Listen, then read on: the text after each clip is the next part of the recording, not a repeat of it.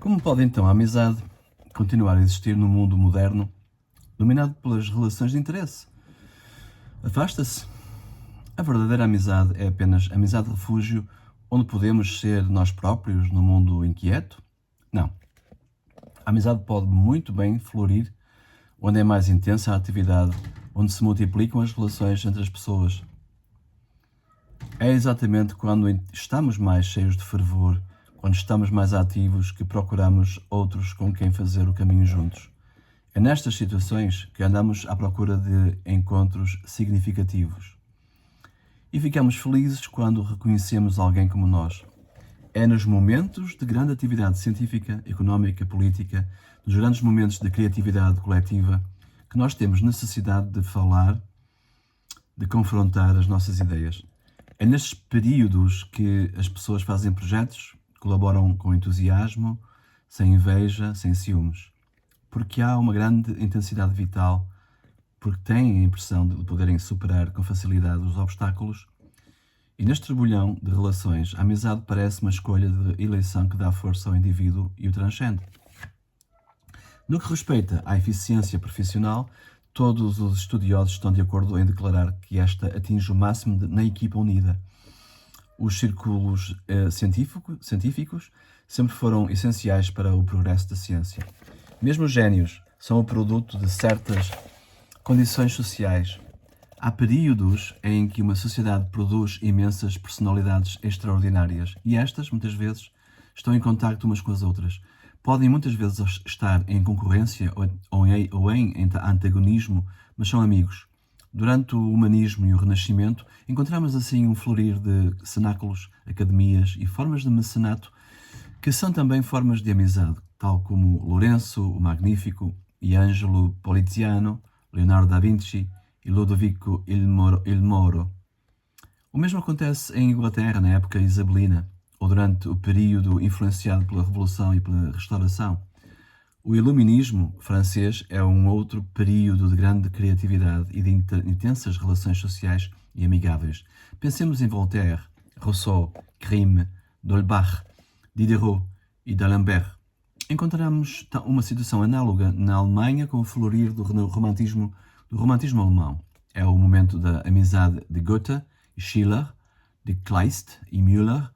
No início do século XX, a efervescência criativa localizou-se na Europa Central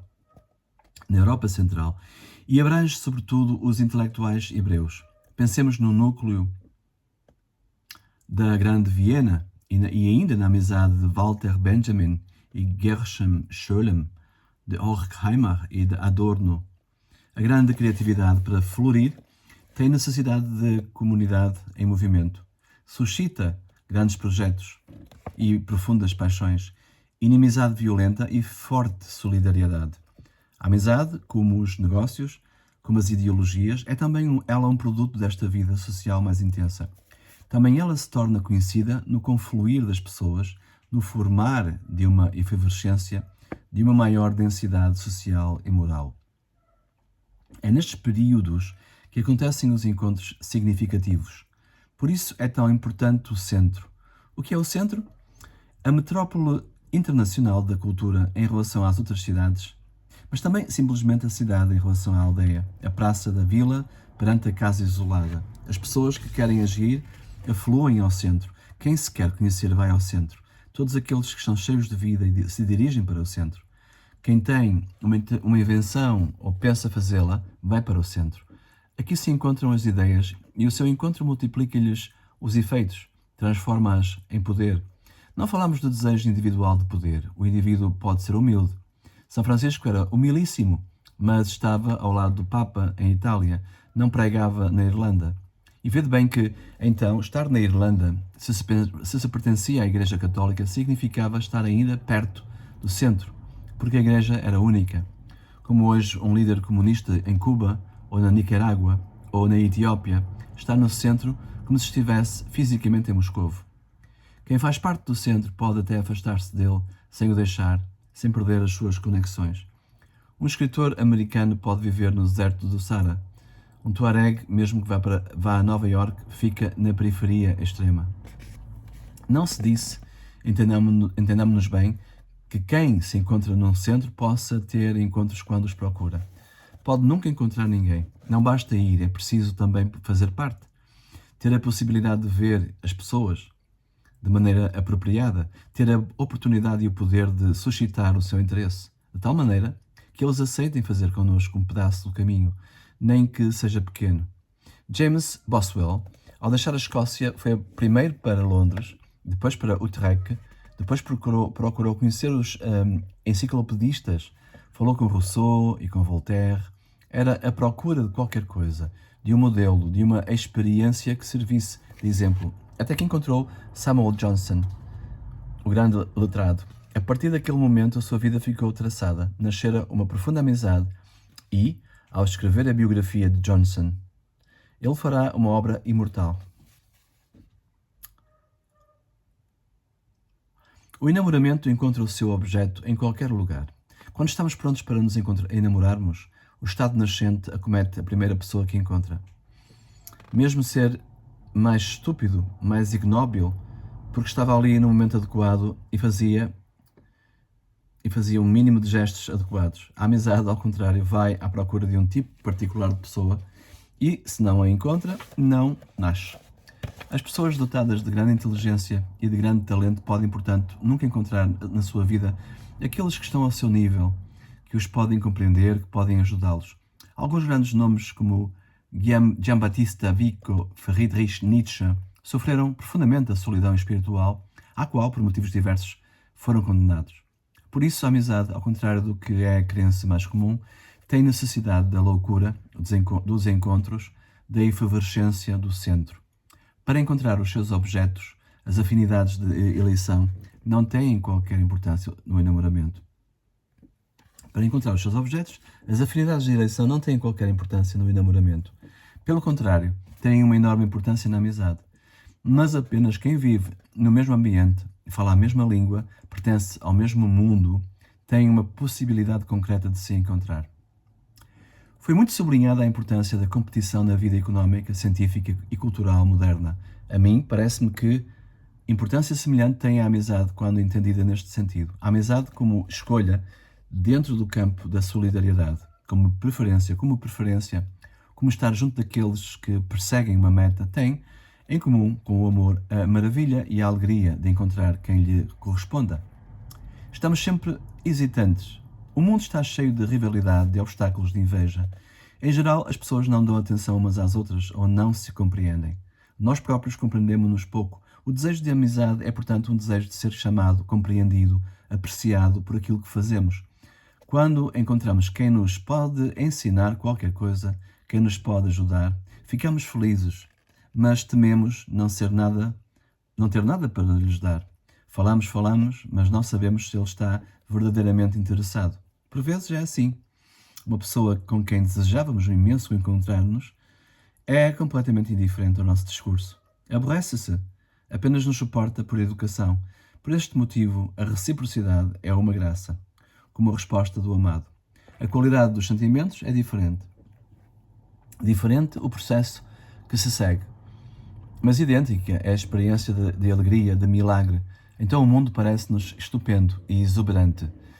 Nos períodos de grande intensidade social, no centro dos sistemas sociais, são, no entanto, frequentes também as desilusões. A competição e a inveja também estão presentes. Já falámos da inveja.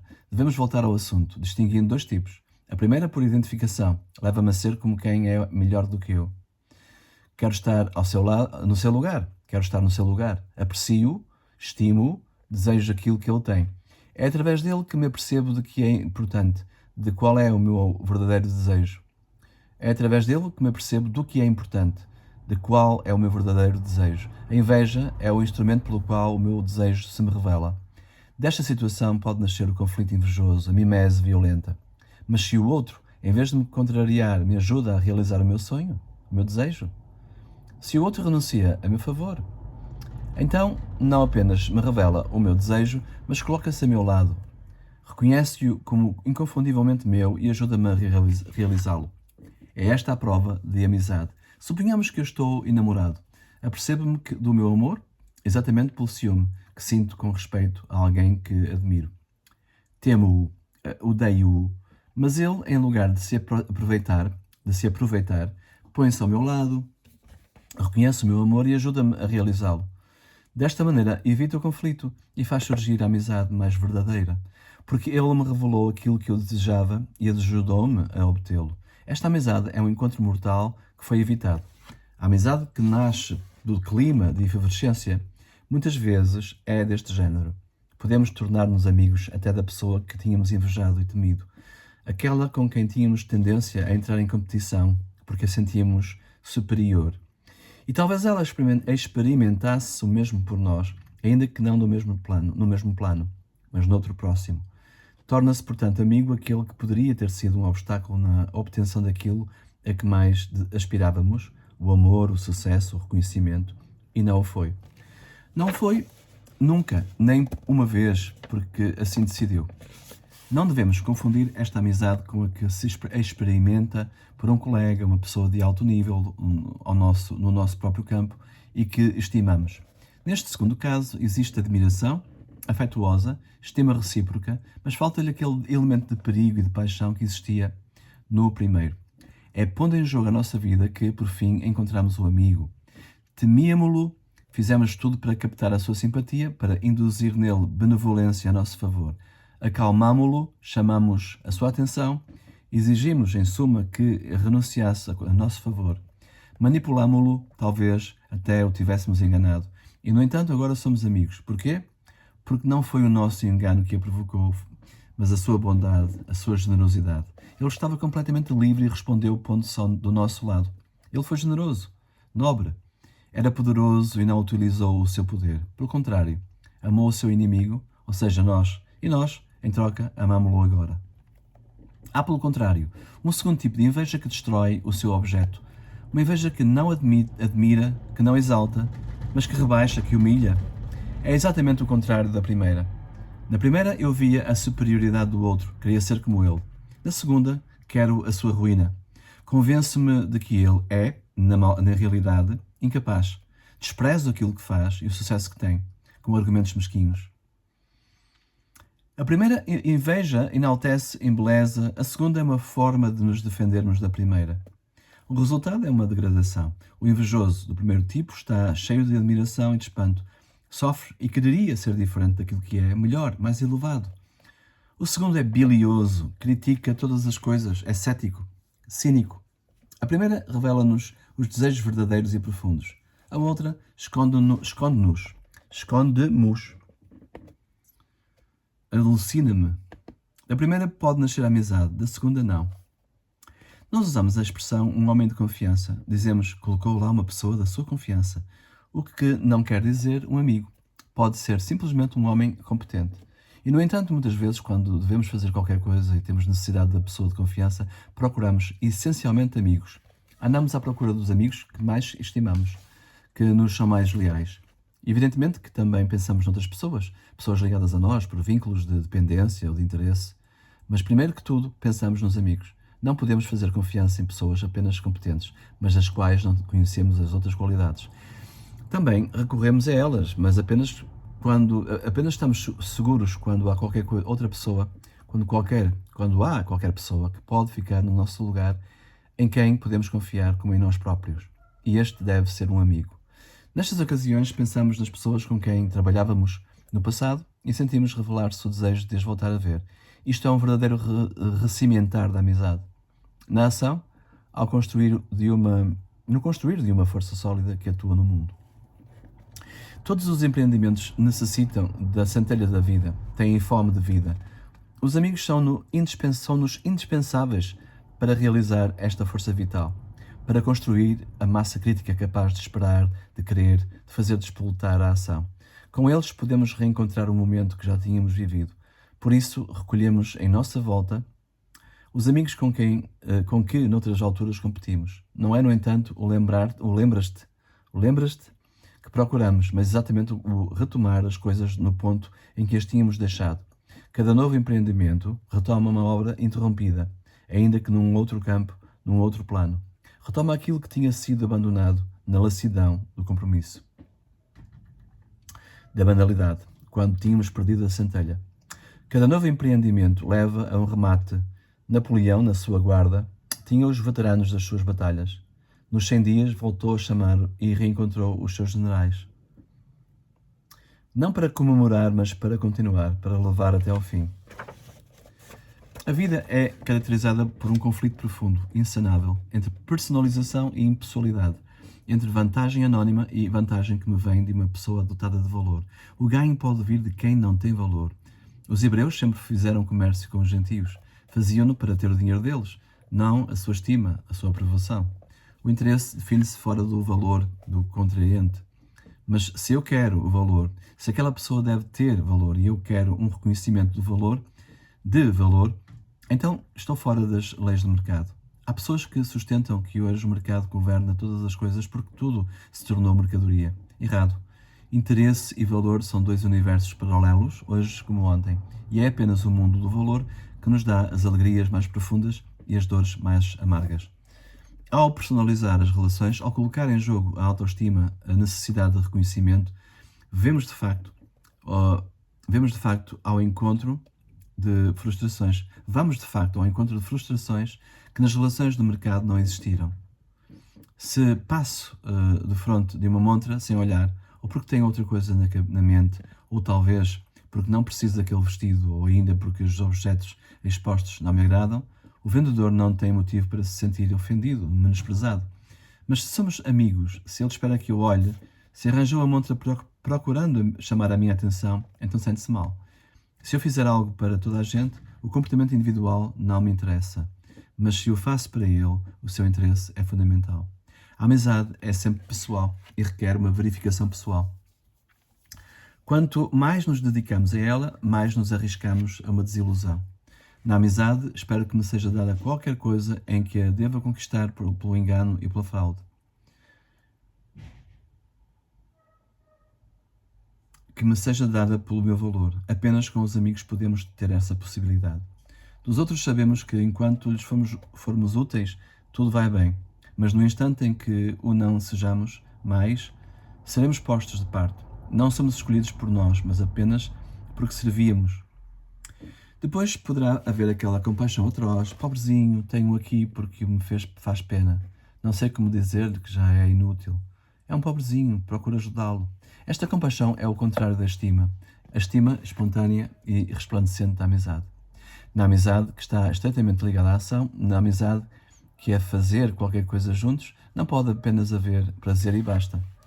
Haverá também frustrações, desapontamentos, amargura. Uma relação profissional, uma tarefa coletiva criam divergência, pontos de vista diferentes.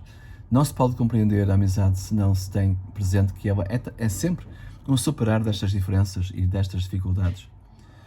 É errado dizer que a amizade, se não dá prazer, termina depressa. Na realidade, nas relações amigáveis concretas, encontramos uma certa dose de dor. Se dois amigos não têm relações profissionais, se apenas se encontram ocasionalmente, livres dos seus deveres, a sua relação está ligada ao suceder dos encontros. Mas se o nosso amigo trabalha connosco e, por exemplo, não faz uma coisa que esperávamos, experimentamos uma sensação de desagrado e instala-se a sombra de uma dúvida. Mas por que se comporta assim? Se fosse verdadeiramente meu amigo, não o faria. As amizades profissionais, portanto, podem ser atravessadas por momentos de dúvida, de cólera, a ponto de assumir, por vezes, um aspecto de capricho, como o de dois amantes. Quando queremos amar e estimar aqueles com quem trabalhamos, somos automaticamente mais vulneráveis. Esta necessidade é mais forte, em geral, no campo artístico ou científico. É aqui, portanto, que ouvimos mais frequentemente declarações de amizade e, ao mesmo tempo, mais declarações cínicas, produto da desilusão. Por vezes, basta um pouco para provocar uma desilusão. Um retardamento na publicação de um artigo, um trabalho dado a outro, o facto de que o nosso amigo não veio à nossa recepção, o entristecer do útil e do interesse, o criar-se poder, impedem aquela serenidade olímpica a que a amizade aspira. Por isso há quem defenda que a amizade é praticamente impossível no mundo profissional. Segundo estes, apenas pode existir no tempo livre, fora de todos os elos de interesse, de todas as relações de dar e haver, da necessidade do poder. Mas uma amizade deste género estaria totalmente desfasada da vida. separada das suas próprias raízes. O encontro não é uma evasão do mundo, é um andar à frente, um compreender mais profundamente. Isto requer, é certo, uma capacidade de se isolar, de se afastar. O momento mais típico da amizade num party é quando os dois amigos se separam dos outros e esquecem tudo o resto. Mas cada um tem, depois, que se inserir de novo na vida social. O afastar-se é uma ruptura das regras, uma transgressão. Mas a amizade implica também o respeito pelas regras. Há, assim, uma dialética pessoal-social, transgressão-respeito. Cada termo implica o outro. Até a soberana indiferença da amizade tem necessidade do seu órgão obstáculo. O desinteresse tem necessidade dos interesses que tem de travar, de suportar. A admiração recíproca tem necessidade das pequenas falhas cotidianas. Na relação profissional, o desapontamento, a desilusão, o interrogar-se são, ao mesmo tempo, obstáculos e condições de existência da amizade. A amizade baseada na ação não é um estado permanente de segurança beata. Mas nenhum sentimento forte é um estado permanente dessa segurança. Apenas existe enquanto sabe superar o obstáculo, vencer a dúvida. É verdade, toda amizade, mesmo a amizade ativa, aspira no âmago à serenidade olímpica, ao encontro sereno, sem obstáculos. A atividade, portanto, constitui o órgão obstáculo da amizade, aquele com o qual se deve defrontar e contra o qual se deve realizar. Então, aquilo que é o desejo fundamental da amizade, o encontro, é obtido na pausa, quase ocasionalmente. E, porém, é esta a sua verdade.